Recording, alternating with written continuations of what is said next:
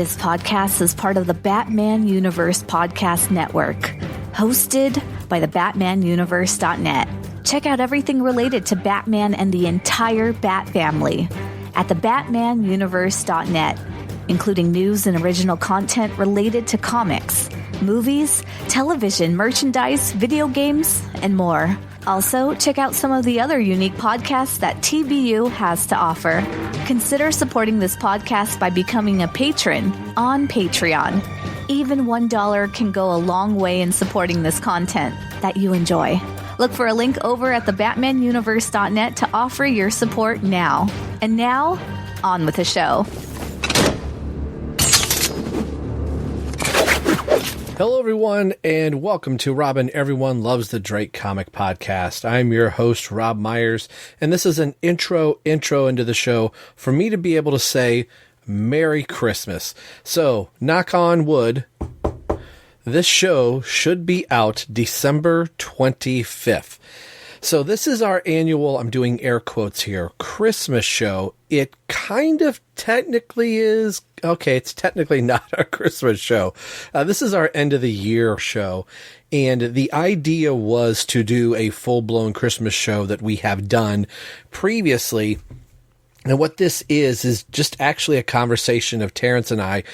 We kind of sort of turn it into a Christmas episode. 2019 has been a big Batman and Tim Drake Robin year that it almost has kind of seemed like it's Batman Christmas in 2019 since Batman was celebrating his 80th anniversary, and there was a lot of content that was dropped in 2019 for Batman, and then a little for Tim Drake, and we'll get into that in the episode.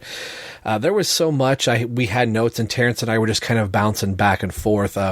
We were going to have a special guest in Ryan Lauer to be on the show. He wasn't able to make it, as was Ryan Haas. He was obviously going to be on the show, but schedules weren't working really well. So Terrence and I decided, you know what? The two of us can get together and we're just going to kind of talk about 2019.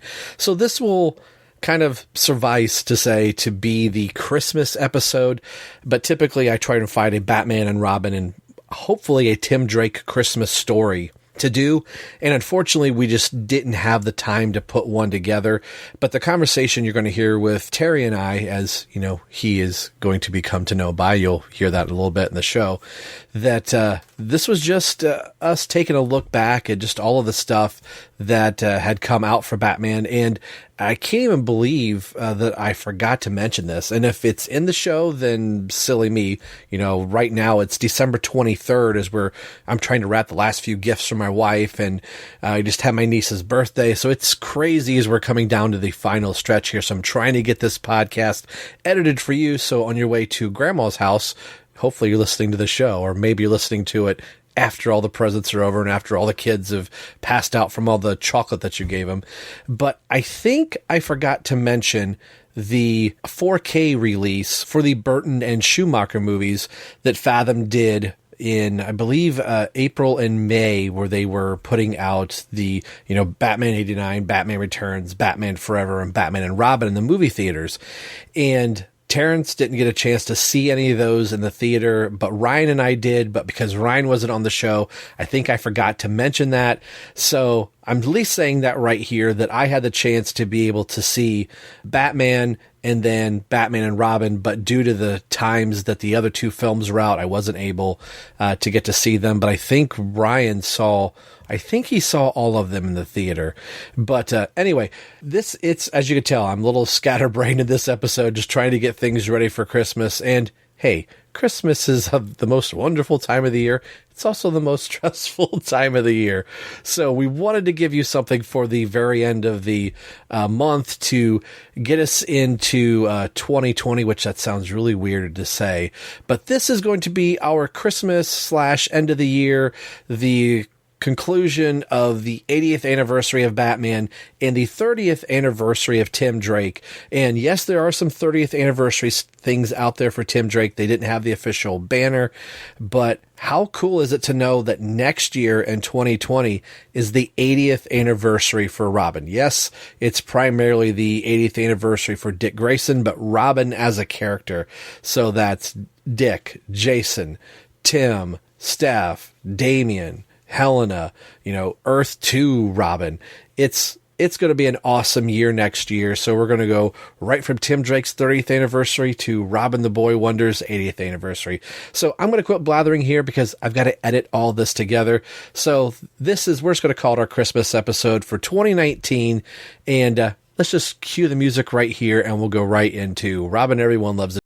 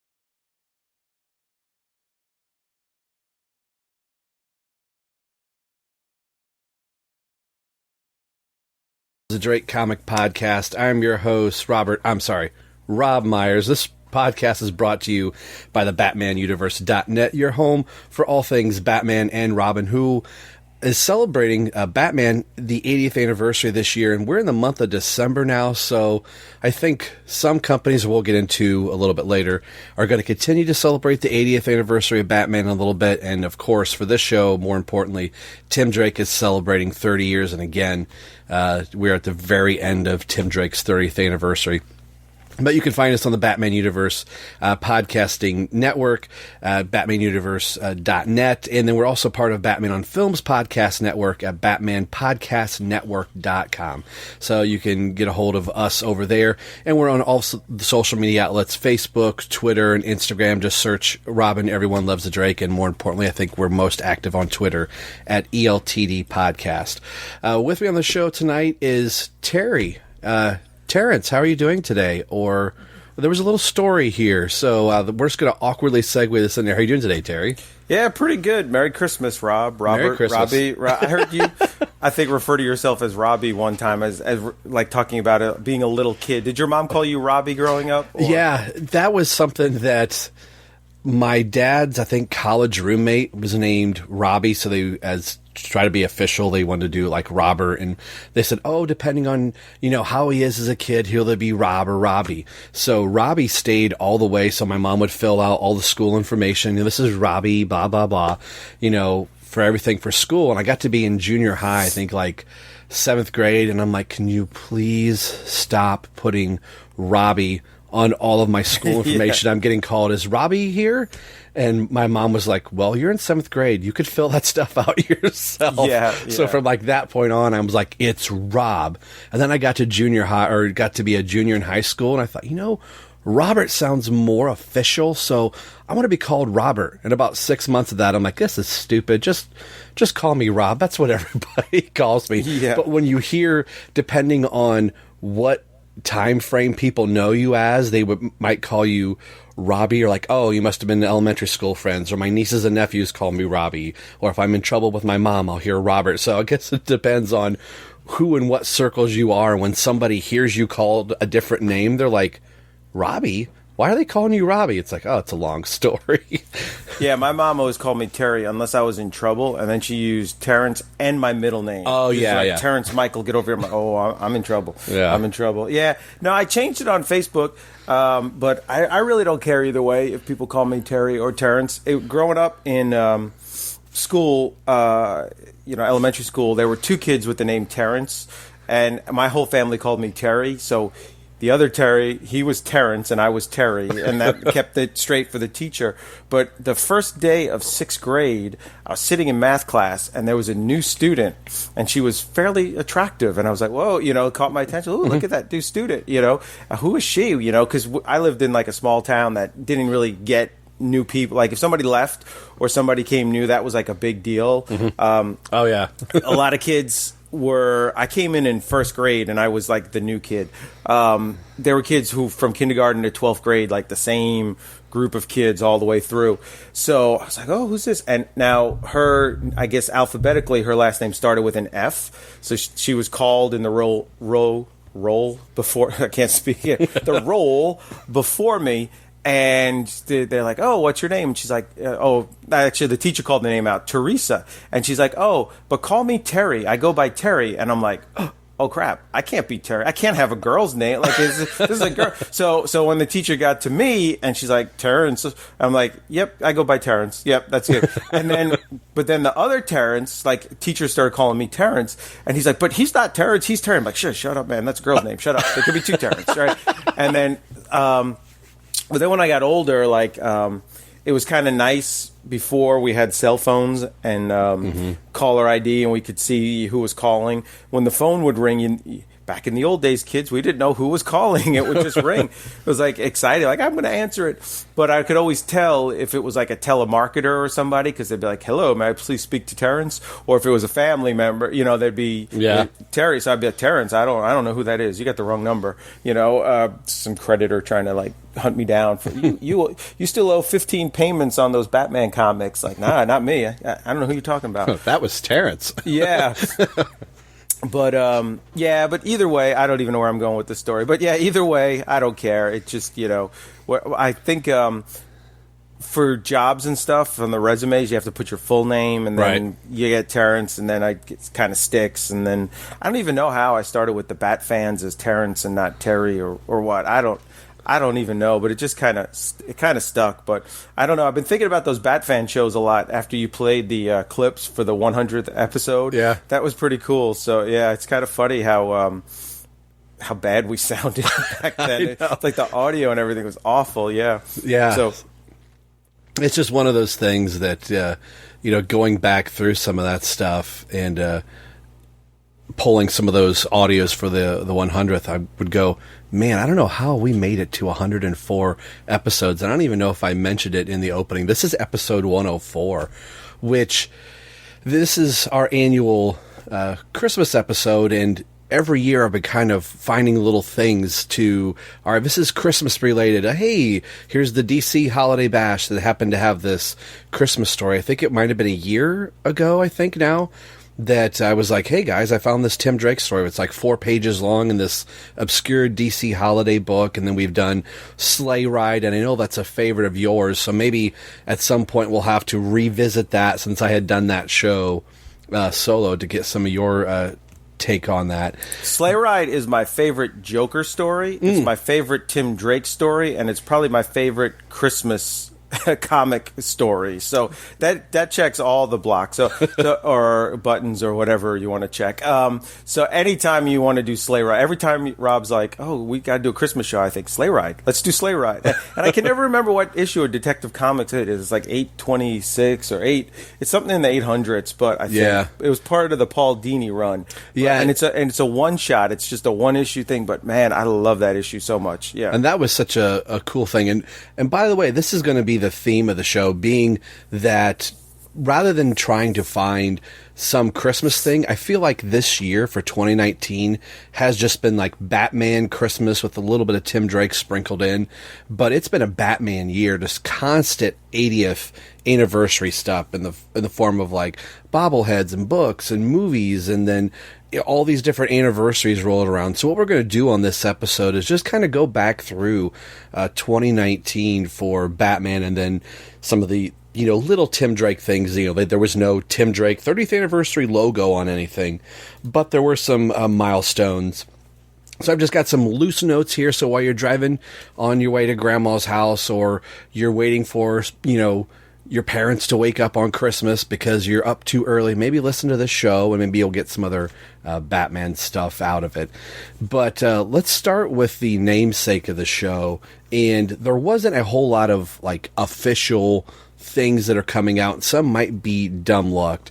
And we're going to go in no particular order here. And there are some, bigger milestones that, again, nothing was really labeled for Tim Drake's 30th anniversary. But I think in the back of people's minds, maybe like a Brian Michael Bendis, some of these things were there. But one of the first things that had come out, and I know this is... Well, not only was there nothing there, but it was you, Rob Myers, who had to inform the head of DC Comics, Jim Lee, that right. It was the 30th anniversary.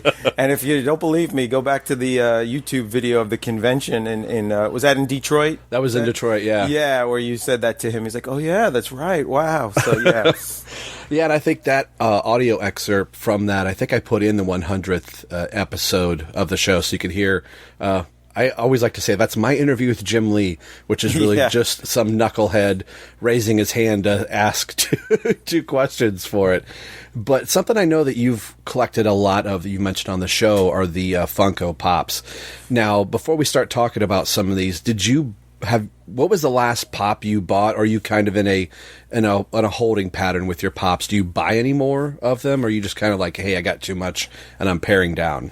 It's funny because when you sent me out the thing of, hey, let's do a 2019 recap, I thought this is the year that I got out of Pops and you got into them. Because for years, you and some other people were like, I'm not collecting those. I'm not getting into those things. I'm not. So, I'm in a, I have too many of them and I need to start reducing my collection. So I think I hit about 400 of them. Wow. And they fill up 2 closets, which has not been very good for my marriage. My wife was like, so I started selling them at the end of 2018, and I have this like terrible fear that some of the ones I have that are worth some money might go the way of the Beanie Baby. So I started selling. I sold almost all of my Marvel ones. I sold a lot of just like hodgepodge weird ones, because when they first came out, I had the very first one, the very first Batman.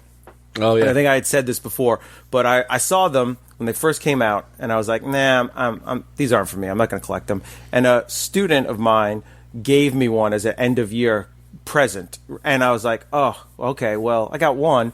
And you turn it over, and there's like 6 other on the back. And I think Batman was the very first pop. Funko had made wacky wobblers and bobbleheads, right? And oddly enough, there's a great documentary on Netflix called Making Fun, the Funko Story, that talks all about how Pops came out. And Pops were not liked at first. Like, the diehard Funko people liked the wacky wobblers, and they were like, what is this Pop stuff? So you could get a lot of the like Comic-Con exclusive Pops and things like that early on really cheap. And so anyway, I started collecting them right from the start. But I was like, I'm going to get every single one of these that ever comes out. And then that became ridiculous when they just started producing so many.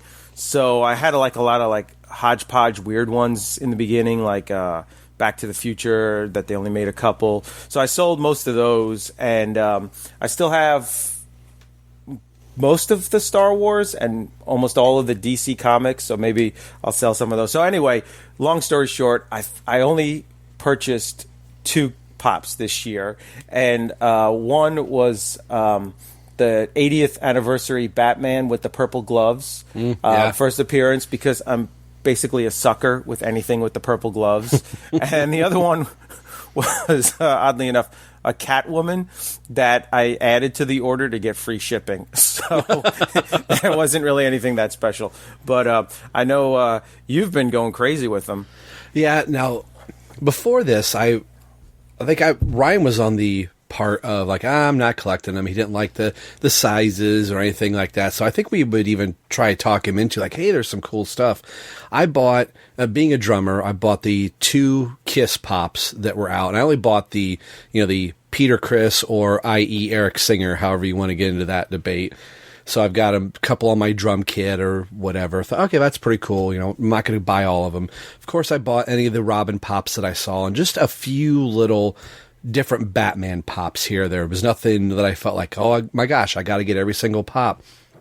And then I think in 2017, my wife for Christmas saw that the Funko had the DC like Heroes Pop or like subscription service. So I think it was bi-monthly. I would get 6 pops and then like a t-shirt, a pin or something like that. I thought, well, that was pretty cool.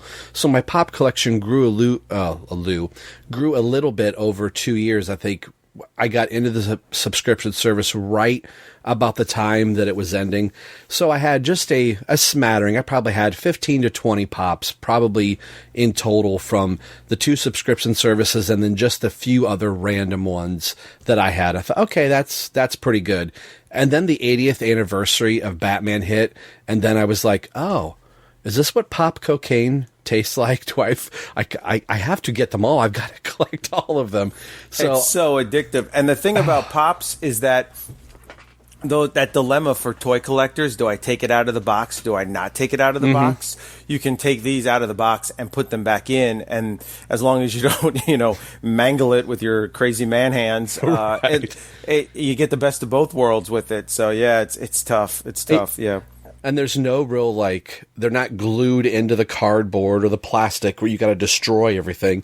And that was the one thing I see people setting them up on their shelves, and you would go, oh man, they're so easy to pull out. So that's been the nice thing. So I haven't bought all of them. Recently I saw the Red Sun Batman, and I passed on that one. I saw Batmite recently for the 80th anniversary. I passed on that one as well. But some of the other stuff that they've had come out with, not only just through the pops, I've got the purple gloves and I got the Batman Begins and Commissioner Gordon Batman light up a bat symbol. That was a recent pop I picked up. But then they have, I don't know if you've probably seen these, they're called pop scenes. They'll take a scene from a comic book where maybe it's like the Justice League New 52 with Batman and the Green Lantern. I skipped that one, but they started having some Hush variants in that line. So I've got Batman and Catwoman pop, and then there's a Joker pop in there from Hush, and then Batman standing on top of a gargoyle. Then there was a corresponding Superman pop where he's standing on a gargoyle. I thought, you know what? This is that hole that I think Terry fell down, so now I'm falling down the same hole. So at least I know at the end of this year, I'm like, okay, my pop collection has grown exponentially, but it's not like I haven't hit 100 or I haven't hit anything crazy yet, but I think I'm higher into the 30s and 40s with some of these pops, but at least I can have them still set up on a shelf, and it still looks like, oh, it's a decent little display. So that's been kind of cool to pick these up sporadically. It's not like there's been one every single week. They've kind of just been hit or miss.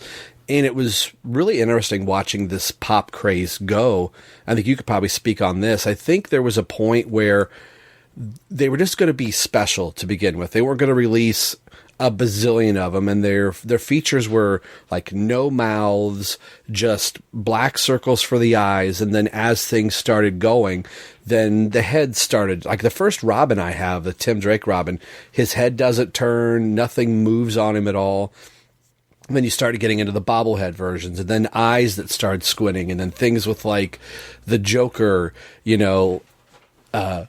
would have a mouth on it. And then you start getting into stuff like, okay, the pops this is how they're going to look, male or female. Then you get into different like shapes of like giraffes and sharks, where the pops have started to take a life of their own. So something I wanted to ask you, what's the like craziest pop that you have that you went, I can't believe they made this, and maybe the pop that like broke the mold, like you never thought they would be something like this pop wise?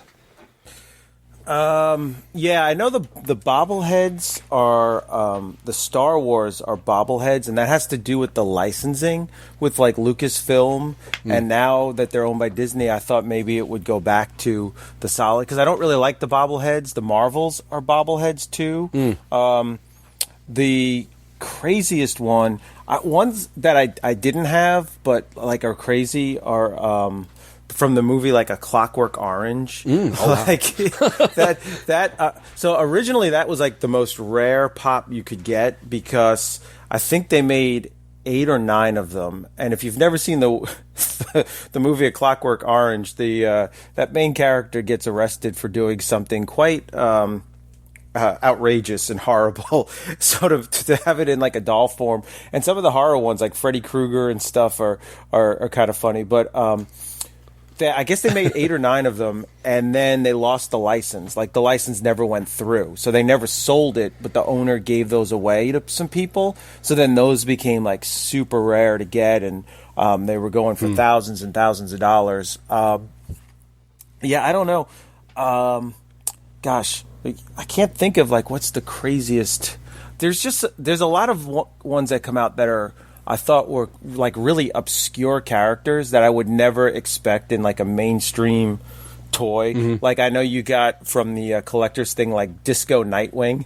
Like, yeah, that's a rare one. I'm looking at some here now, like like Rose Wilson, Deathstroke's daughter. Like, that's those are some really deep cuts into the DC universe that they've come out with, like Power Girl and Firestorm. And I think my favorites, though, and I think I have a soft spot for this, are the Flashpoint figures. Oh, yeah. Because that's a really deep cut from a limited series that wasn't around, but a couple months. And I've got Flashpoint Superman, Flashpoint Wonder Woman, and I got Flashpoint Batman somewhere. He's a New York City like exclusive, and I think I paid like $10 for him. And last I saw, he was going for like $1,000 or something ridiculous. So yeah, the Star Wars ones are almost ridiculous with the amount of characters that they have in pop form in Star Wars. Don't get started on the Star Wars ones, or you'll never see the light of day again. Now, one thing that I'll end the pop discussion here, other than one of the Tim Drake pops that came out, was that something cool You mean Red Wing Robin? yeah, Red Wing, where I was like, remember getting this thing, it's like they didn't even get, which is so funny that Funko is pretty accurate in, getting characters' names right and getting the look at it where you can look at the pop and go, oh, all right, I get it. And to see him do Red Wing, it's like, it's Red Robin. Like, how did you, did the head of Funko take the day off and let the intern name Red Wing? I feel like that had to be a licensing thing with Red Robin or something. I wonder. They just didn't. I feel like it had to be a licensing thing. Yeah, but it was really weird. Like Red Wing Robin, or they could have even called him New 52 Robin or something like that. But Red Wing, like, no one's ever called him that. Not even Scott Lobdell has called him that. No. And Scott Lobdell probably tried. Yeah, that's right. But I don't even know where I was going with that. But yeah, that's one of those that the pop craze was just. And like you said, I'm wondering, like, when's the Beanie Baby, like, where's the hill go where people are like, all right, if this is your time to unload, you better do it now. But I don't see them stopping, anytime soon. I just bought the Funko strategy game that came with the 90s Tim Drake, Robin Pop, and Catwoman for a Funko strategy game. And there's a Golden Girls, pops that are stuff out there, which is right up my wife's alley. So I don't think there's any time to stop this pop craze anytime soon. No, and the one thing that they have going for them that the Beanie Babies didn't is Beanie Babies were just Beanie Babies, but at least the Funko Pops are tied into licensing. So the there'll always be Batman fans, there'll always be Star Wars fans, there'll always be sort of a demand for it. But the Beanie Babies, they were just making their own thing, so there really wasn't a fan base for it before.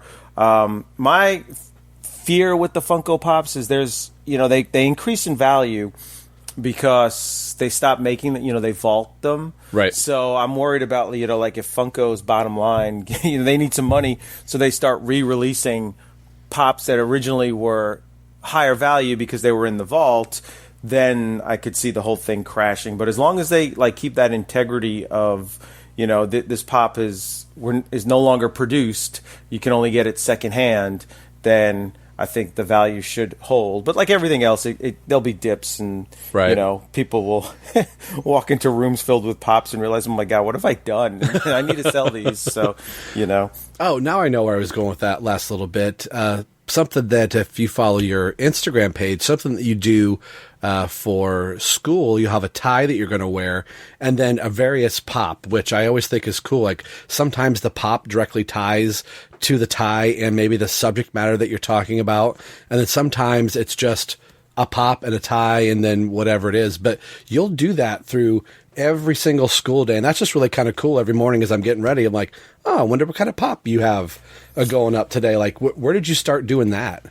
Yeah, so speaking of, like, this is, you tricked me. This is an intervention for my, like, hoarding, right? Like, yeah, we're going to do a Christmas special. Meanwhile, like, there's a psychiatrist and the rest of my family. I'm like, let's talk about his hoarding issues. Your wife is currently texting me. Ask him about this. Ask him about this.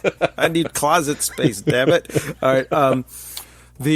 So I wear a tie every day to school, and when I first started teaching, I was kind of into getting ties and buying ties, and then this is going back like 15 years ago, maybe, or so, 14 years ago.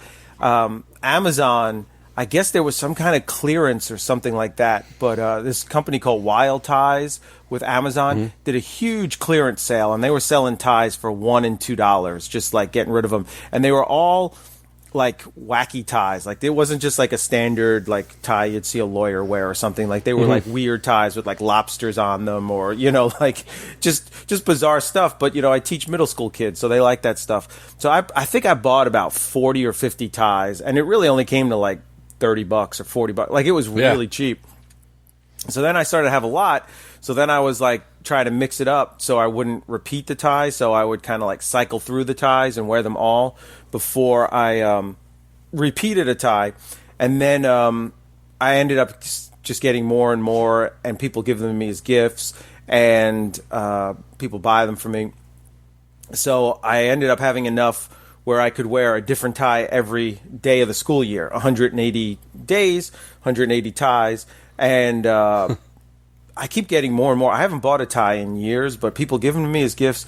And when some of the older male teachers retire, they're like, hey, here's my ties. I'm not wearing these anymore. And people will just bring me literally like bags and bags full of ties.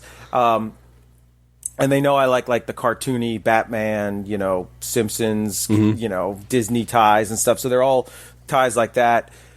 So my wife was saying, oh, you need to have like a website. You need to do some kind of website for your ties. But just like my daughter was like, you know, kids don't go to websites. They like, and at the time Instagram was kind of big. So I just started to take a picture of my tie every morning with and put it on Instagram, which then got bought by Facebook, so I could just like link it to Facebook also. And then I don't even know how. I'm like, well, I've got all these pops and they're just sitting around doing nothing. I should do something with them. So I'm like, you know what? I'll just put a little pop next to the the tie picture, and that's how that all got started. But it's funny, like if I have a sub or I have to go to a training or something like that, or there's like a teacher work day, I'll get text messages from my family frantically like, didn't see a tie picture this morning. Is everything okay? Is everybody all right? You know? So, you know, and I have a lot of people be like, hey, you know, I check out your tie every morning. So I was taking a picture. Now I do like a little video. I try to keep it short, like 10 to 30 seconds tops. And like you said, I try to, no pun intended, tie the tie into what I'm teaching or learning about, for the day. But if everybody wants to check it out, my Instagram, it's O'Neill Ties. It's ONEILLTIES. And you can just, if you want to just see what I'm doing every morning. But, it's quite funny. I'm like to see some of the ties that you put on.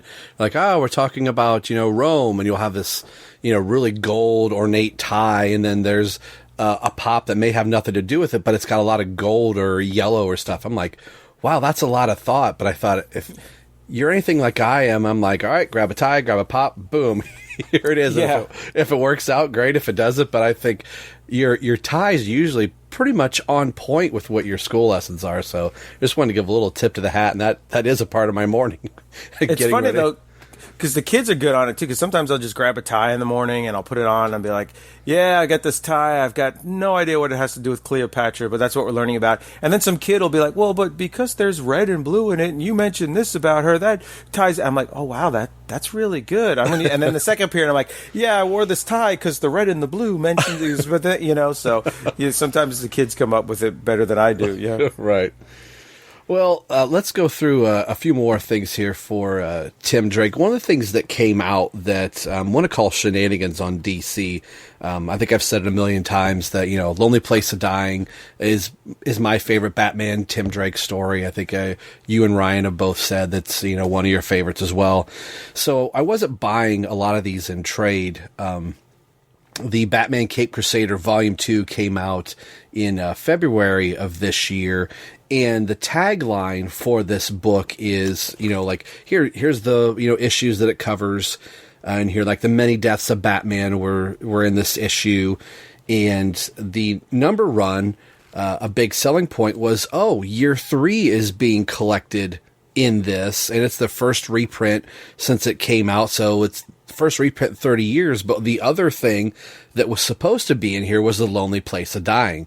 So for whatever reason, they pulled that out. If you still go to DC Comics website and look up Batman the Cape Crusader Volume 2, the headline reads A Lonely Place of Dying, the introduction of the new Robin. And that is nowhere in this book. But so it's really weird to read Volume 2 and go through everything and go through year 3 and expect to see A Lonely Place of Dying. And nope, after that's the many deaths of Batman. And then it moves on. But this was one of the first things that had come out this year for it. So after I found out that, hey, Lonely Place of Dying wasn't in here, it was really for year 3 and getting a proper, updated version and the new coloring that they can do. It's presented really, really well in here. And I think the three of us have talked about it for a while. At least I have, that I just have always really liked year 3 and always thought it was really underappreciated. So this was something I was really excited to pick up, and it's one of those that I'm like, yes, I've got the single issues, and I probably have it digitally too, but this wasn't like going down the rabbit hole like, oh, this is Volume 2, I don't have Volume 1, I better grab that, and I'm going to have to grab Volume 3, but this was one, just because it was in that era, in that sweet spot. If I don't want to dig out the long boxes or go through the filing cabinet, if I just want to pick up year 3 and read it, this was something I wanted to pick up. So I don't know if you'd picked anything like this up, if you are into picking up much trade, if you're just more single issues or just trying to pull back on that. But I thought it was cool that it at least got its first reprint in 30 years, which is crazy that, for a while if it wasn't year 1, DC was kind of like, year 2, we're not gonna talk about that. And year 3, well, that's kind of in continuity, out of continuity. So do you have any thoughts on seeing this trade paperback get released, and just any thoughts for, it does tie into Tim Drake's 30th anniversary with it being year 3, since that's his first appearance. Yeah, I wasn't even really aware of the trade paperback, and if I have the single issues, I usually don't get the trade paperback. Mm-hmm. I think year 3 suffers a little bit from its name. I wish it had a different name than year 3. Yeah. Because it's not in the same format of year 1 and year 2. Like, year 1 and year 2 are straight up just stories in that time period, where year 3 is, at the time it came out, current story with flashbacks. Right. So it would have, I don't know, like you think of like the animated series, the great episode Robin's Reckoning. Mm-hmm. Like, I feel like if it would have had a title like that, it'd get more respect, as opposed to like, oh, year 3, they're just cashing in. Right. Because year 1 is, a classic. That's year 1 is phenomenal, and it deserves all its praise. Year 2, I feel like, only gets noticed because McFarlane was a part of it, right. Yeah. And then year 3, it was kind of like, oh, you're trying to cash in on that year thing, So I don't know. I wish it could get rebranded or something, but it's a great story. Yeah. And something else that happened with Tim that we've talked more recently, Tim has gone through Tim has been through the most changes that he's been through in between 2018 and 2019, starting in after the 2018 Detective Comics run, where there was that limbo gap with, okay, what's Tim Drake's next big thing? The end of 2018 kind of came out with ended on a whimper for Tim, other than the Walmart 100-page Giants, where some of us were going, oh, they got Tim in his rebirth suit, but they took away an R. Now he's just Robin. And then when 2019 rolled around, they've got the relaunch of Young Justice, and Tim Drake is back in a new costume. He's not Red Robin anymore. He's now Robin. And I thought that was a really great time to go. Finally, Tim Drake is back as Robin again. He's in Young Justice, which was a good book. And more recently, we now know Tim as the Drake. He's got a new costume with issue 10 of Young Justice. So from August 2009 to September 19, Tim Drake has been Red Robin for almost the whole entire decade, through the New 52, the pre-New 52, and Rebirth. So when I saw that posted on somebody else's Twitter feed, and I'm sorry I can't give you proper credit there, but I was like, wow, he's been Red Robin 10 years of his 30 years, and now we're kind of into the new era of Tim Drake. Now that we're kind of past the name change and the brown costume and all that, where does the Drake land with you? Are you okay with it, or is it just more of like, well, this is just how it is now that we're a few months past Tim Drake officially getting a new look and a new costume? All right, so DC, I don't know, they're like a ship without a rudder. They're just because if you step back from Tim Drake and look at it, this is going on in like the entire DC universe. It's like, right. They gave us, and there's a great YouTuber called Thinking Critically or Thinking Critical, or and he does a lot of really interesting videos about DC Comics and their state right now. And they gave us the New 52, like you said, almost 10 years ago, or not quite, because because he was Red Robin before New 52. But they gave us the New 52, and it was like a really bleak and just kind of bleak. Let's just go with bleak. It was really bleak, sounds good. and just really dour universe, and people didn't like it after the initial first buying of all those new issue number ones and that initial pop. It really like fizzled out, and people didn't like this new Superman, not married to Lois Lane, and all dour and all that.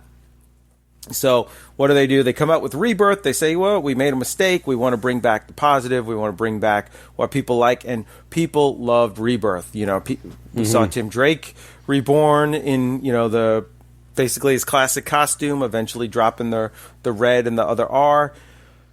We loved it, but it's like they've just been slowly taking away the Rebirth stuff and destroying it and going back to the bleakness of the New 52. And if you look what they did with Wally West, it's just like, what are you doing?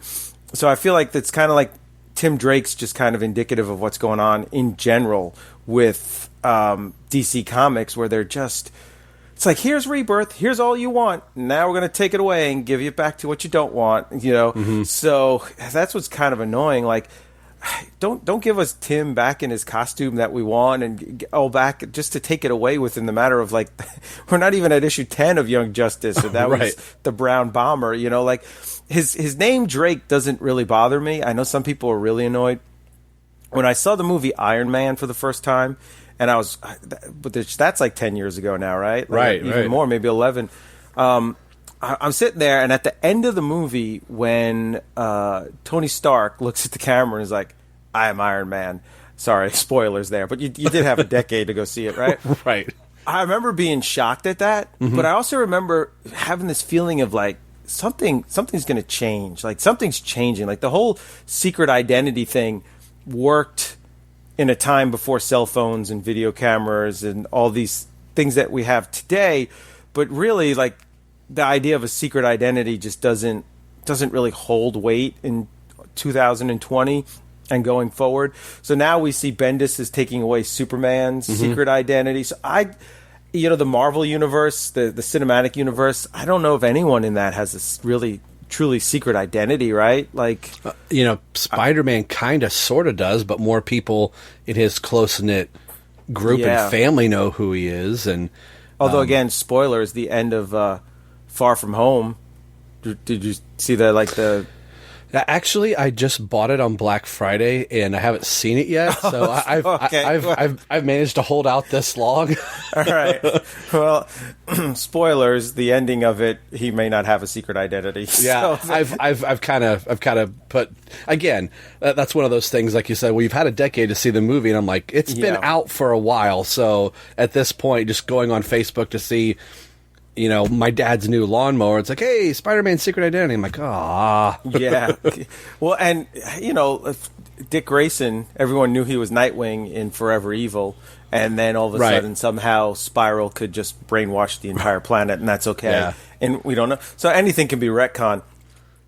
But my point is, with the name changed to the Drake or whatever it is, and the Drake being a vicious and horrible bird or whatever, I have no problem with that. I kind of like it to some extent. It doesn't even bother me that he got it from an evil version of himself, because if I saw an evil version of myself, or perhaps I am the evil version of myself, if the good version of me from another dimension saw something, I would change it or do, I like that hairstyle or whatever. But the costume bothers me because it's just so... It's not even... his Robin costume, so iconic. And Patrick Gleason drawing it in Young Justice looked amazing. And the artists... It was mostly Eddie Barrows, but there was other artists in Detective Comics and Tinian's run drew it. It looked fantastic in that Detective Comics run. So to go from something looking fantastic, even despite my emotional attachment to it and my nostalgia for it, to go for something that's fantastic, to go to something that makes me just go, it's brown. It's I can't his new 52 costume. There's things I could point and say that cape is stupid. I hate that cape. I don't know how do you have all these things hanging? What is going on here? There's nothing on the costume that I go, that is just stupid. It's like, all right. Is he sponsored by UPS? Like, what's going on here? Right.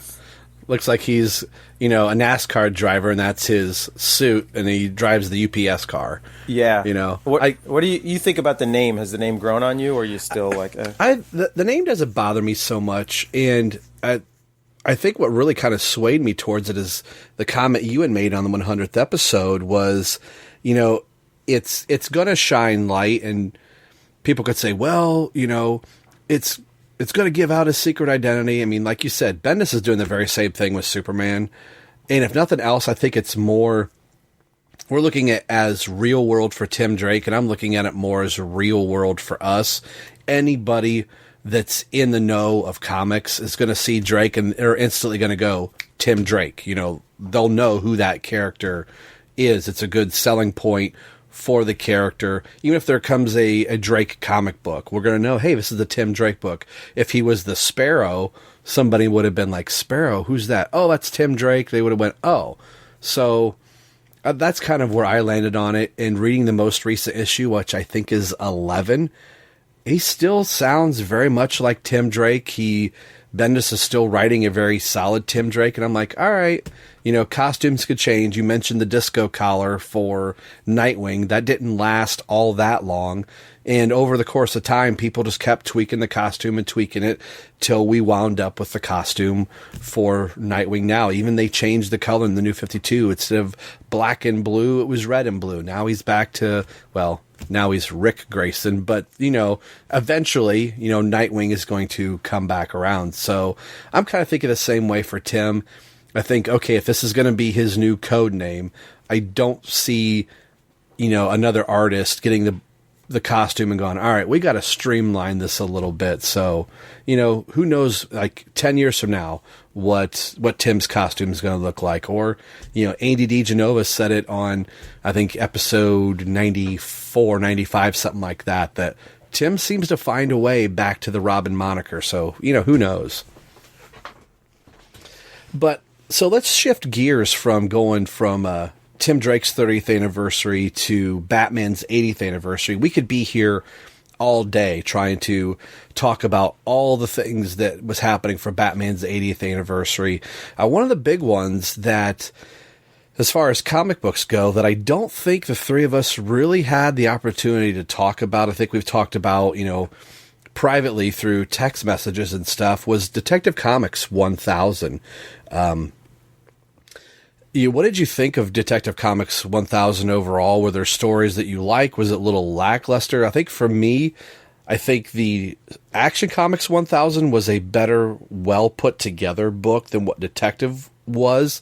But I think the covers for Detective just surpassed anything that, Action Comics 1000 did. I know I bought quite a few. I got the Jason Fabok, a good friend of the show, had sent me all three variant covers for Jason Fabok, the colored version, the black and white version, and then the sketch version of it, which was great, and bought Patrick Gleason's covers and a Neil Adams variant. So I bought quite a few different versions of Detective Comics, and recently I was able to send one with a friend of mine to go to comic convention, and I was able to get Peter Tomasi and Tom King, believe it or not, to sign Detective Comics story. And I actually liked that Tom King Detective Comics story where it ends with the big Bat family photo at the very end of it. But what are your thoughts on Detective Comics reaching that milestone? And I guess maybe the tag-along question, was there somebody in Detective Comics that didn't get a chance to do something where you're like, oh man, how could you put out Detective Comics 1000 and not include this artist or this writer? Yeah, I think I've mentioned this on the show before, that back when I was in middle school and high school, I got real geeky with the numbering of comics and which books were at what issue. And I remember when I started reading Captain America was in the 300s, and my first detective issues that I purchased, because I purchased it right around the death of Jason Todd, it was Detective Comics 600. It was their big 600th issue, and it was weird because there was no mention of Jason Todd or his death in Detective Comics for half a year, and so it was very confusing for me starting. But I got very geeky into trying to figure out, when would 700 come out? When would 800 come out? When would 1,000 come out? And I would make lists in my a notebook. And at that time, Batman came out 15 times a year because it was published every 2 weeks in the summertime, and so was Detective. Mm-hmm. But Action Comics only came out once a month. So then I was like, well, how long will it take for Detective to pass Action? Because I really wanted Detective to be ahead of Action. And then I realized that at one point Detective was ahead of Action, but then Action Comics was Action Comics Weekly at one point in the 80s. And I'm like, oh man, they cheated. This isn't fair, And so then when New 52 happened and everything went to one, I was like, oh, see, all that work as a kid was for nothing here, But I always had a feeling they'd come back to 1,000, because I remember in interviews Dan DiDio was saying that he wanted it for New 52 to make every book go back to one, except for Action Comics and Detective Comics. So when they went back to the old numbering for Rebirth, I was quite happy. And so that was cool. I wasn't too blown away by any of the stories or art. They seemed a little bit like filler. I did like the Bendis twist to his story. Spoilers if you haven't read it, where it was an old Batman meeting an old Penguin, and the Penguin was like, yeah, I always knew Bruce Wayne was Batman. Again, getting rid of the secret identities, I guess. I didn't even realize that. And then Batman's like, yeah, I always knew you knew, but I always knew you'd be too much of a coward to do anything about it. I don't know, I just thought that was a cool twist. Although I saw an interview with Bendis on YouTube where he ruined the ending, so I knew the ending already. So Action Comics 1000 was the highest selling issue of 2018, and then Detective Comics 1000 was the highest selling issue of 2019. So then I was like, okay, when are we going to do 1000th issue month? So Marvel, I guess, beat them because Marvel Comics came out with Marvel Comics 1000. Mm-hmm. I was like, where did that come from? Just call the book 1000. And now I guess we're coming out with Wonder Woman 750 and Flash 750. So I'm kind of a geek for those numberings. For anyone listening who doesn't know, back in the old days, before there were comic shops, most of the comics were sold on spinner racks and newsstands, drugstores, things like that. And people who are ordering the comics for the newsstand or the drugstores, they didn't want to get new issues. They didn't want to get issue number 1 because that was like, well, how do we know anyone reads this? How do we know anyone likes it? So they liked issues that had a high number because, Batman's up to 274. Well, that must be popular. Let's order that. So a lot of books, there weren't a lot of number 1 issues. And a lot of books, like, instead of canceling, would just change the main character or change their focus and keep the numbering going. That's why they were like adventure comics, action comics. Then at some point, the issue 1 craze happened, and now there's a new issue. I mean, the amount of issue number 1s that come out a month is ridiculous. Yeah. And us comic fans still buy them. We're still buying like 2-3 copies. So I don't know. It's like, whose fault is it? The companies or us buying it all. But I it's kind of nerdy, but I get into that numbering thing. Yeah. I ended up picking up, if I didn't pick up enough issues of Detective Comics, I did pick up the deluxe edition, and there were 2 bonus stories by Robert Venditti and then Alan Grant.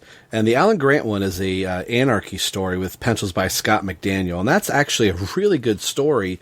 And reading that, I was like, now, why wasn't that in here? And it's sad to know some of the people that have written many Detective Comics stories, and if you've listened to this show long enough, that Chuck Dixon's absence from Detective 1000 is really kind of poor, but I know that his relationship with DC has been strained over the years just from how he was kind of treated and then some of his opinions that he's had about DC. So I guess publishing stand-wise, I can kind of understand that to one point, but, the amount of stuff that Dixon had written, to have Detective Comics 1000, in your hand and not see Chuck Dixon's name on it feels, I guess in my eyes, a little sacrilege, a little bit, just being somebody of the 90s and the few 90s artists that are in here. I was like, man, artist-wise, I'm okay with, but some of the writers, I think Jeff Johns actually wrote technically the 90s story, and that was probably one of the weakest in the book, and I generally a fan of what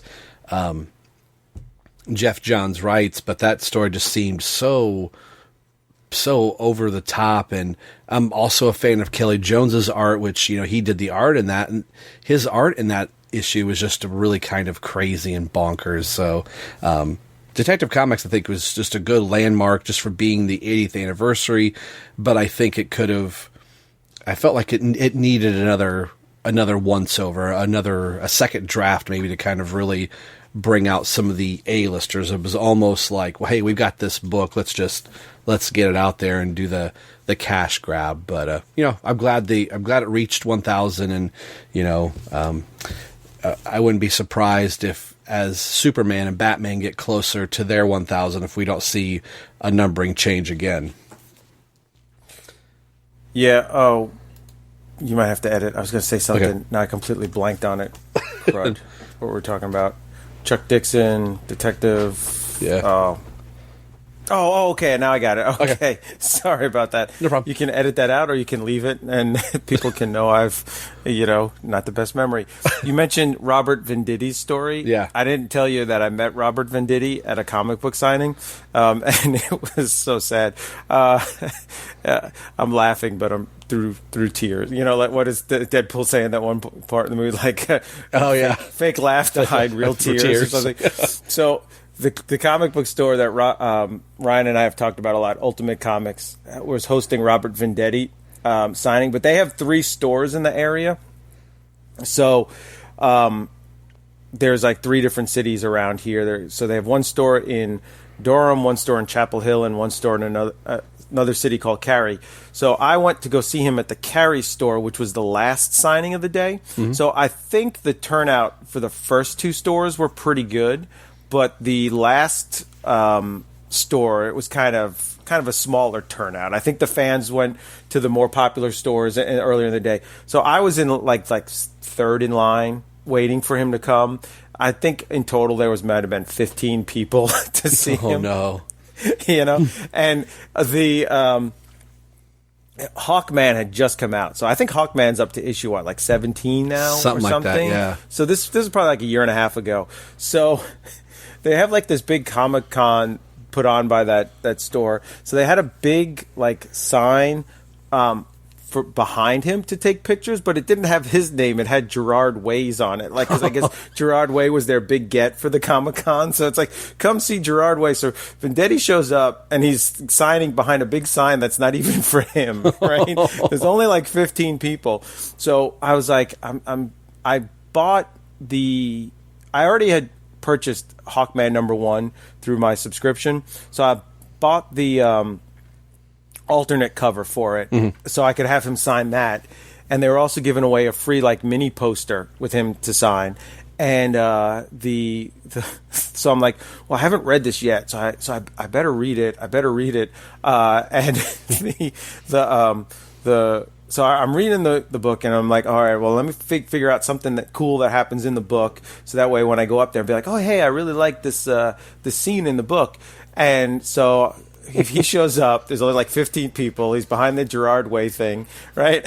So he gets up. The guy in front of me, he's got him signing a couple trade paperbacks, and he's yeah, he's I liked your Green Lantern run, and he's thanks. He's yeah, I really loved how you came up with all those different emotional spectrum colors, and he's yeah, that wasn't me. That was Jeff Johns who kind of came up with that. And he's oh, okay.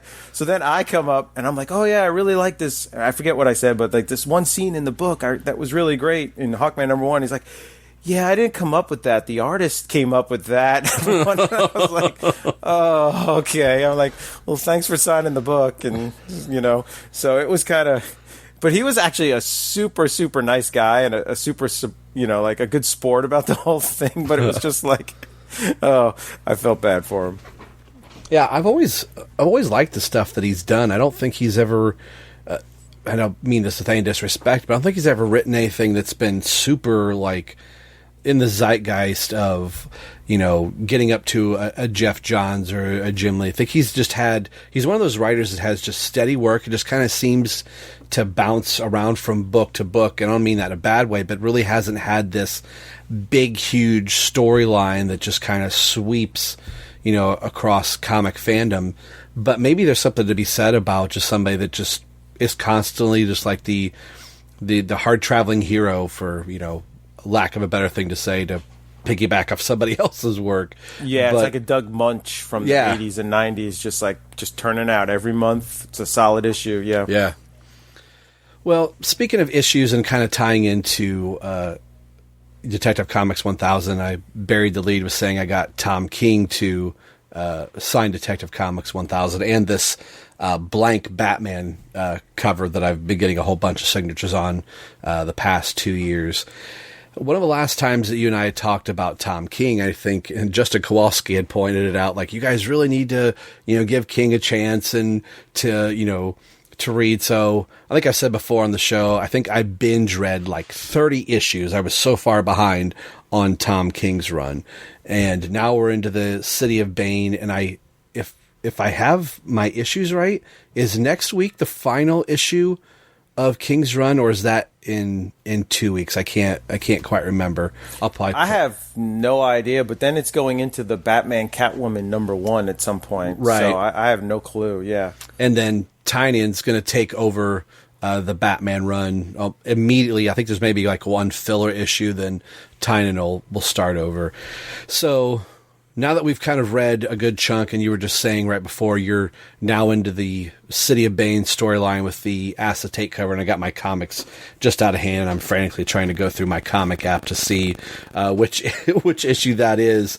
But what have you thought so far of the City of Bane that you've read so far, and just from the last time that we had talked, where are you, and how do you feel about Tom King's Batman? I guess is probably the better question to ask.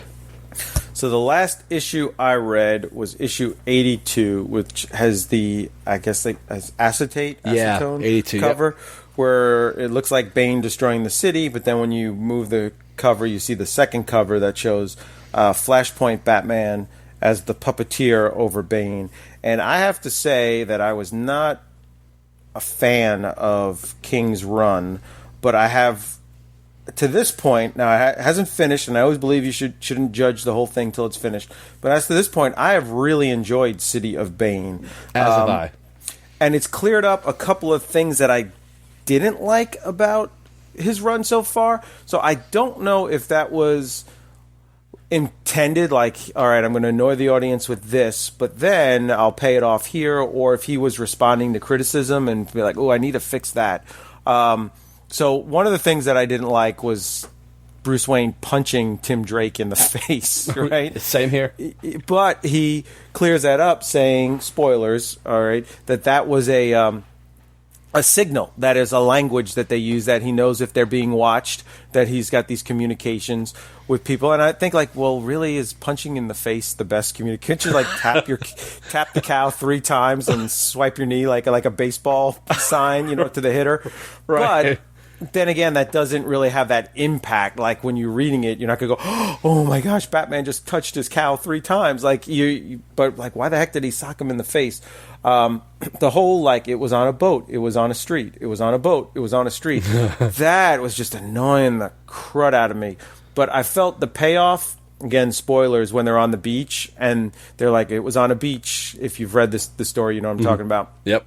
That was a good payoff. It still went on way too long with it. It was on a boat. It was on a, and I think part of that is because these are issues that are coming out every 2 weeks. There's a lot of filler in this. If King was writing a monthly or a trade paperback style where he had, unlimited time, kind of like Jeff Johns has with Doomsday Clock, where it'll come out over the next 7 years. Then the story would be a lot tighter. Yeah. There is this weird thing with it where every now and again, I don't know which issue, I don't have the issues in front of me, where like the entire issue is just a recap of like the last 10 issues. And I'm like, what is going on with this? That's just like nothing happened but a recap. Or it's a recap from somebody else's perspective, where you're like, oh, yeah. And so I don't know if that was designed for the trade paperback in mind. Like, that'll be the first issue of the trade paperback so that it catches readers up. But it's just kind of weird. I like Thomas Wayne as a villain. I love Flashpoint, so seeing any kind of Flashpoint in this. I still don't understand with the Rebirth thing. Like, is this supposed to be a retelling, like the Rebirth version of Nightfall, and I'm blanking on what's that big story that took like 18 years to tell, that the Dark Knight Rises was based on, where Gotham is No Man's Land. No Man's Land, that's yeah, right. Yeah. Like is this supposed to be in the Rebirth universe? Nightfall and No Man's Land never happened, and now this is the new version of it. This is the retelling of it. If so, I think that's brilliant. I think it's genius. Is this in a universe where Nightfall and No Man's Land has happened, and he's just like retreading the same kind of story? And then I'm like, haven't we seen this already? So it's kind of weird because I don't know what the continuity is for everything. But and then we'll talk about Alfred later. I got things to say about Alfred here. Yeah, same here. But I have liked the cliff endings. I have liked Tim and Damien's portrayal in it. Yeah. City of Bane has redeemed a lot of the Tom King run for me. Yeah, and I think that's one of those that. And talk about, judge a book by its cover. I've been double dipping, as a good friend of our show, Luke has done. We did the Batman and Robin Eternal podcast with him, and he was saying, "Oh, you're double dipping on covers." I've bought the A and B covers through the whole King run, most of them. I kept saying I was just going to not, get the main covers and just get the variant covers, because some of them have just been so amazing. But I could really see if going back through the King run, once it's all said and done, and going, all right, which are going to be the stories that I'm going to pull out and reread over time. Like, oh, I haven't read this in a long time. Probably the beginning of Rebirth I would read with Gotham and Gotham Girl. I like the beginning of that. And then City of Bane, I've really been enjoying that. And then finally seeing some of the other Bat family members being sprinkled in. And like you just said, with him writing Damian and Tim through this, and then getting to see some of the Bat family interact with Thomas Wayne, I think has been really good. To answer your question, you are not caught up yet, I won't spoil it for you, but 84 will answer some of those questions for you of what continuity is it, like how does Flashpoint and No Man's Land and Nightfall, how does this all fit in to this Thomas Wayne version, and how did he get from Flashpoint to here? So that was where I was like, oh, okay. I feel like this is King finally circling the wagons all back up, and everything is now starting to complete a circle. So I'm actually really anxious for the last issue to come out of his whole entire story. That being said, I wonder, it probably won't happen, if somebody would go back through all of King's issues for Batman and take out all of the filler issues, would it tell a much more concise story? So like you were saying, there's some issues where I'm like, there's some advantages to having a story come out, bi-weekly, where you're not having to wait the whole month. But some of the disadvantages, I really think that King's run is really, lack of a better word, showing the warts of like, oh, these were 3 filler issues that you're trying to pad out the story to get to this 2 or 3 exciting issues, and then 2 or 3 more filler issues. So I feel out of, I don't know, what is it, 84 books right now, I think you could probably cut this in half when it's all said and done, and then have a really concise, nice trade that would tell the story, and you can get lose half of it's on a boat, it's off a boat, were we on a roof where you were wearing a red dress and you were wearing a green dress, the whole bat and cat thing, I think, and the whole dream sequence thing, that whole arc where it was just dreams, was unnecessary. Yeah. But I did like Gotham Girl a lot in it as well too, and I liked the twist that her powers were enhanced with a venom, and I like too. There's like the a lot of times in comic book stories or Batman stories, it's like, oh, the villain robs a bank, Batman chases the villain, they beat each other up. It's not cerebral at all. It's too much punching and kicking and not enough thought. And this, I really like how there's a whole chess match going on between 2 geniuses, or 3 if you include, or 4 if you include Tim and Damian, with Thomas and Bruce. And there's things where like Bruce is in a fight with Bane, yet he's saying he's so smart, he knows what Thomas is doing. He's like, well, right now Thomas will be this. Right now Thomas has a decision to make, but Thomas at the same point knows what Bruce is doing. So I still, and maybe just because I'm only on 82, did they ever explain what happened with Martha in the coffin in the desert? Kind of, sort of. They do in 84. So in the last few pages of 84, there was a moment where I was like, oh, holy crap. Is that the thing that actually happened way back when at this point? So I'll be interested to talk to you once you read 84, when you kind of see a few pages. I think you may, it's knowing that there may be 1 or 2 issues left. I'm hoping it doesn't open a can of worms where it's like, oh man, I need 7 more issues to flesh this out. And he doesn't like try and cram it in 4 panels in the last 1 or 2 issues, however many are left. So, reading 84, I just went, oh, holy crap. Yeah, okay, cool. Yeah. And then Alfred, you want to talk about Alfred? Yeah, I'd say this is probably a good segue to do that. There's been very few times, like in reading comics, even as the guys that host the Tim Drake podcast, as much as we've gotten upset about, the Brown Bomber and calling him the Drake, at the end of the day, I'm like, well, at least he's still here. He didn't get written off like Wally West or some of the other 90s characters, or, our last episode was Connor Hawk, like, when are we going to see Connor Hawk again? Tim has stayed pretty consistent through, so there's been very few moments in the history of Tim Drake where I've been upset, even at the New 52 and reading all of Lobdell's Teen Titans. In the back of my mind, I was like, well, at least he's still here and is an important part of Batman and Batman's character and Batman's legacy. But the first character that I think is the most important part of Batman's character and Batman's 80-year legacy is Alfred. Alfred is the last representation of what his life was like before. It's the thing, that we associate with Tim Drake mostly is his motion, or Robin is the emotional barometer of like why he's doing this. But Alfred has always been that constant conscience that has taken care of Bruce, has guided him on his manner. And this almost feels like, well, we're taking away Clark Kent's secret identity for Superman. So what can we do to Bruce Wayne to really shake things up? And the end result is killing off Alfred. So I was actually really disappointed by that's where we have to go. I think we speculated for a while when King had said, I can't believe DC let me do something like that.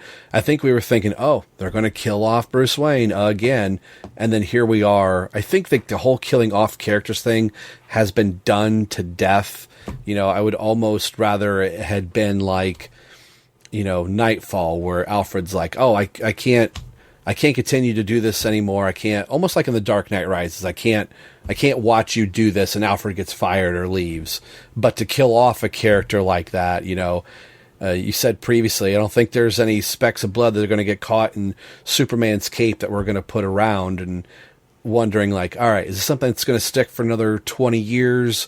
And then, all right, we're bringing Alfred back as soon as the Batman movie comes back on the big screen. So I'm rambling way too long here. So, I'm still really bothered by it that has to be the shocking moment that, Tom King is telling this story, but his lingering legacy is going to be, he's the one that killed off Alfred. Yeah, again, will Alfred stay permanently dead? No. Right. So we'll see how they bring him back. The worst bringing back was Stephanie Brown, where they're like, oh yeah, she was in Africa the whole time. Like, what? We saw her bloody corpse, in the street. We saw her, but she was in Africa. She was just hiding, But he's in, Wally was in the Speed Force. Maybe there's like a Butler Force where he is. The Butler Force. Don't go towards the serving tray, but it's so bright and shiny. The coffee will never scold your master. Yeah, the soup is cold here forever, but it's supposed to be cold. When I first saw Alfred's death, I thought, it's fake out, right. Clayface, and From what I'm getting from behind the scenes, I think that was the intention. And DC editorial stepped in and said to Tom King, no, we're going to leave Alfred permanently dead. I don't believe we've got the true story. And I believe it's probably because they said, hey, we have this issue coming out called Alfred Pennyworth, R.I.P. Yeah. And that's $8.95 a pop, and people are going to buy it. But now, I think it's AMC. Don't they have a show called Pennyworth about Alfred Pennyworth? Yeah. Has it been canceled or is it still on?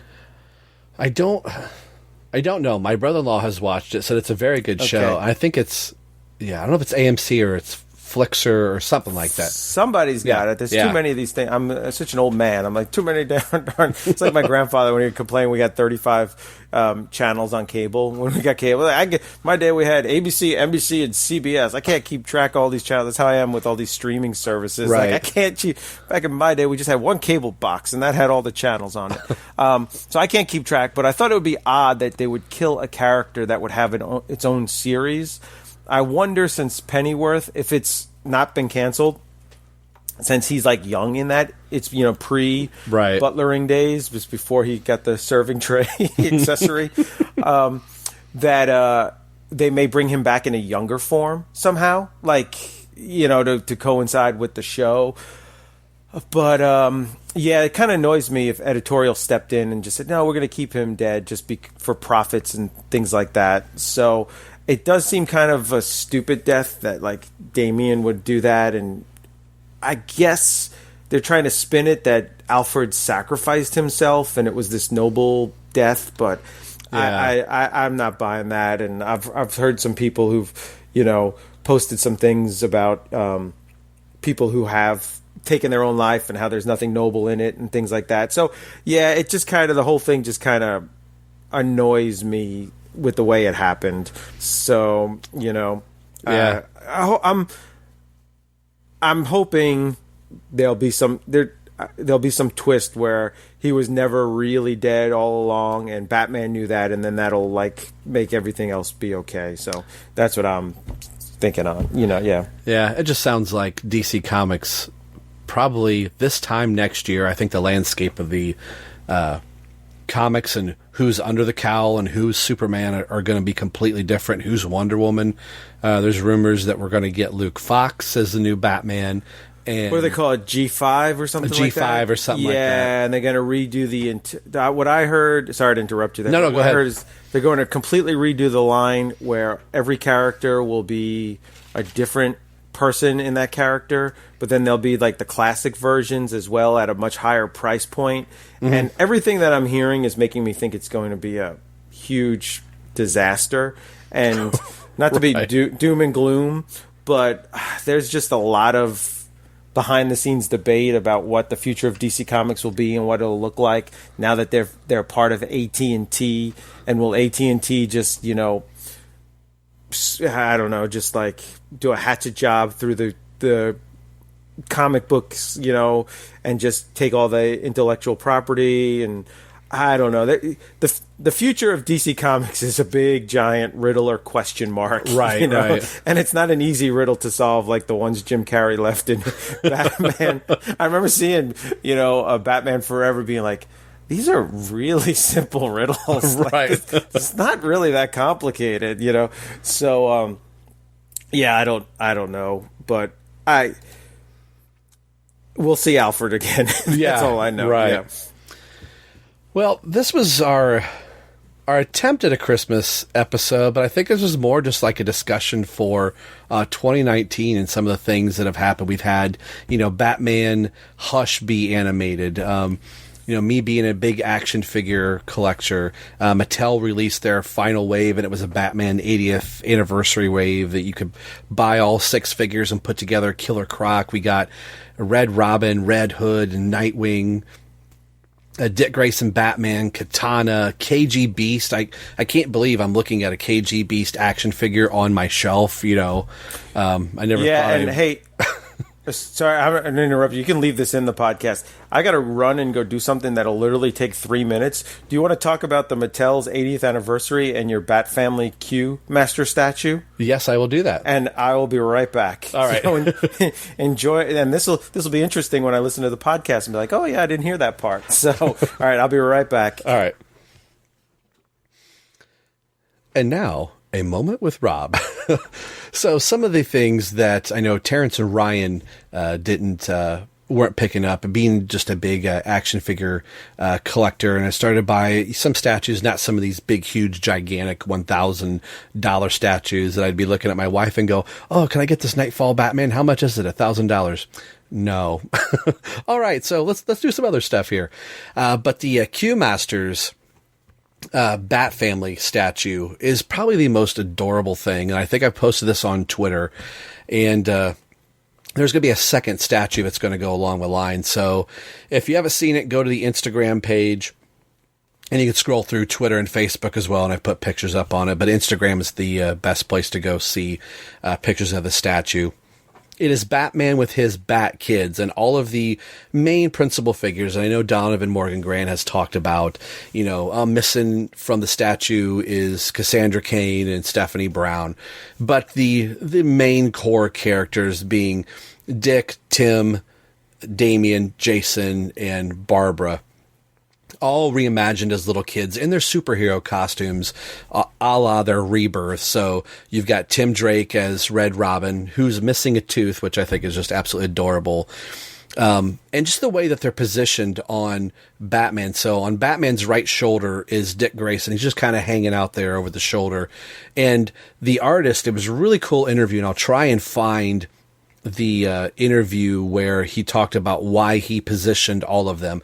And I think I can remember most of the reasons why, but Dick Grayson has Batman's back, at all times, and is there and has been with Batman the longest. Then you've got Tim Drake sitting on top of Batman's shoulders, holding onto Batman's ears as being the head and the brain of the family, being in Bruce's own words, one day Tim will be a greater detective than himself. So he's sitting at the top of Batman, looking out, as very innocent and very naive. Then you've got Damian and Red Hood fighting for Batman's attention. You've got Red Hood actually pushing Damian off of the back of Batman as they're both trying to reach out for some type of affection. And it sounds really kind of like, oh, that's really sad that you would put that into a statue, but it's done really cool. And then on Batman's outstretched hand is Batgirl in her Burnside outfit,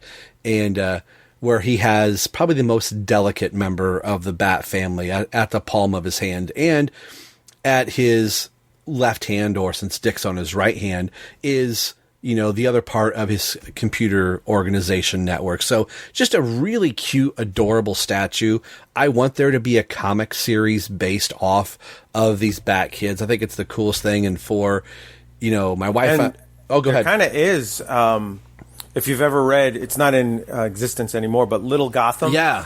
That had amazing artwork by Dustin Nguyen. Oh my gosh, yeah. It reminds me a lot of that, yeah. Yeah, it's such a cool piece. And, for my wife and I not having any kids, it's kind of that thing of like, oh, if we had kids, this would have been them. I would have dressed them all up as Bat Kids. And then just the action figure toy line that from about the time I really started collection action figures, and this is kind of like where your pop end is. I've got so many action figures in this room, but it all really started with, Mattel, when you started getting into the 6-inch scale action figures, and knowing that Mattel ended their license, and it really began and ended with Batman. The 2003 Batman line was where Mattel really started their 6-inch action figure scale, and then going to 2019, I think June was the final wave for Mattel, and it ends with the Batman line, which I thought was really cool. And they all have the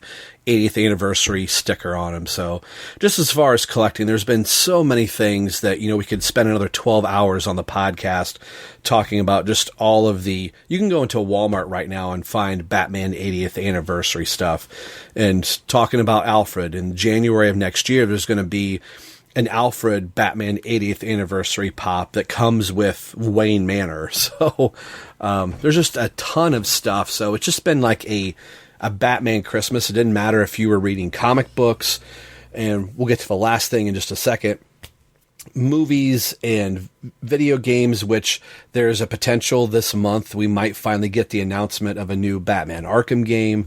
And probably one of the bigger things, since I said movies, is Robert Pattinson was cast as Batman during Batman's 80th anniversary. And we're getting new, teases of characters that are going to be in here. We've got Commissioner Gordon announced, and we've got Penguin announced, and Riddler announced, Catwoman with Zoe Kravitz being Catwoman.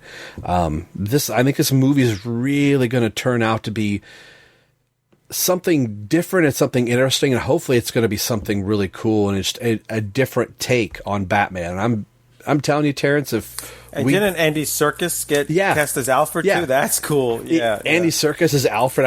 As I was rattling off the characters, I was really trying to think who all was cast. But I will probably pass out in the theater if I see Robert Pattinson in a blue and gray Bat costume. And people keep saying like, "Oh, Pattinson's costume could be blue and gray. It could be." They're saying it could be akin to the Batman Jeff Johns Earth One costume. I think if I have that story, like where they wrote like alternate tales of Batman, Superman, and Green Lantern lately. So it'll be interesting to see what his costume looks like. So how do you feel about Pattinson being cast as Batman Bruce Wayne? Yeah, I think it's a pretty good choice. I don't really know much about him. I've never seen those Twilight movies. Same here. I think it's kind of funny that you didn't bring up the Joker movie, which I know you love so much. Oh yeah.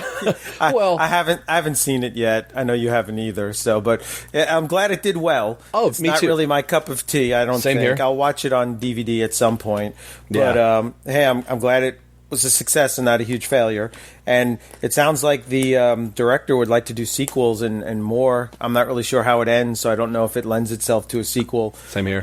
With the same characters or not. But the more variations we have, we've got sort of the PG-13 CW verse, which I am so behind on that. I don't think I watched any. I don't think I watched 1 minute of the CW this year. So at some point when I retire, I'll have like just hours and hours and hours of comic book shows to watch. Yeah. And while we were recording the podcast, I sold another Funko Pop. It popped up on eBay. 1966 Batman TV show Catwoman will no longer be in my collection. She's heading off to somewhere. So I'm one less than when we started. Yeah. Nice. Well, I'm gonna edit this. I'll butcher this all up. I think this is probably a good spot to end the show now that you went away for a minute and come back. Yeah. I think it's just a really cool way. It's not really a Christmas episode, just more of a way to get one more episode out for the year. And if things work out accordingly, Ryan and we were going to have a special guest. There might be some audio samples from them, and I might sneak in a couple little bit. But if not, this is going to be probably the last podcast for the year. And then starting in January, we are going to start tackling Batman Contagion. And I think I found a cool way for us to talk about it, where we can really stay in the Robin issues and kind of talk more overall about it. But there'll be more on that later. Maybe the next podcast could be what we're looking forward to in 2020. Oh, so then there could be some nice fluidity between the two episodes. So the recap of the year and the year to come. Yeah. Yeah, I think maybe we'll do that. We'll push off Contagion one more episode, give me a little more breathing room. So this is where we're going to end this episode. Thanks for tuning in to the show, and thanks for being a part of 2019 with us and really helping us celebrate. We've been celebrating Tim Drake's 30th anniversary, but the bigger thing for us was finally reaching the milestone of 100. So thanks for everybody. Thanks to the Batman universe for supporting this channel and this podcast. And I say it every year, I couldn't do the show without Ryan and then Terry, of course, and then all the special guests that we've had on, especially this year. So big thank you to everyone. And we'll see you guys in 2020 and what we're expecting for the next year for Tim Drake, and then more importantly, probably just Batman and overall geekdom.